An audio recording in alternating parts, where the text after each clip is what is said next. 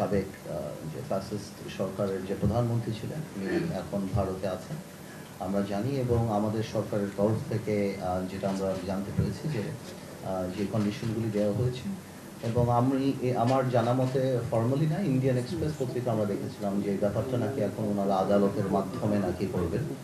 তো সেই ক্ষেত্রে আমার কাছে তো অনেকখানি মনে হয় যে উনি ওখানে গিয়েছিলেন একভাবে, বাট ওই সরকার হয়তো পলিটিক্যালি এখন ওই দায়ভার নিতে চাচ্ছেন না বলে এটা জুডিশিয়ারির উপরে দিয়ে দিচ্ছেন। তো আমার মনে হয় যে ওনার জন্য ওই সংবাদটা খুব একটা সুখকর হবেন না। বাট আমাদের তো দাবি একটাই, যে সেটা হলো যে শুধুমাত্র উনি কেন, প্রত্যেককেই আমরা আমরা ফেরত চাই।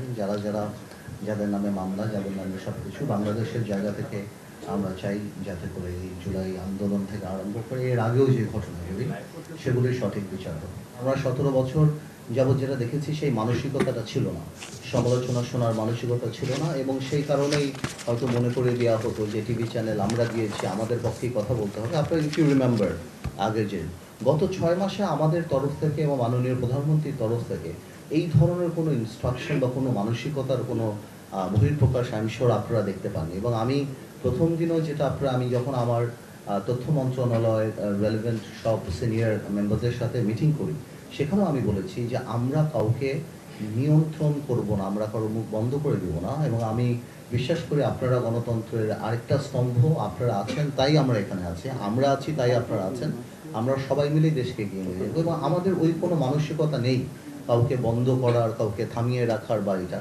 এবং আমাদের সরকারের উপর পর্যায় থেকেই এই ধরনের কোনো মানসিকতা আপনারা এই 6 মাসে দেখতে পান নাই।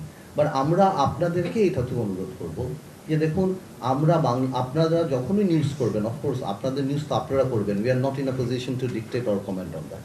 আর আমরা বলবো যে আমরা 17 বছর পর যেই দায়িত্বটা পেয়েছি, এটা বাংলাদেশ তার ইতিহাসের সবচেয়ে কঠিন সময় আমরা পার করছি। ইভেন কি একটা দেশ যদি প্রথম থেকেও আরম্ভ করা হয় সেটা একটা ব্যাপার, কিন্তু এটা একটা ভঙ্গুর না, the system has been corrupted.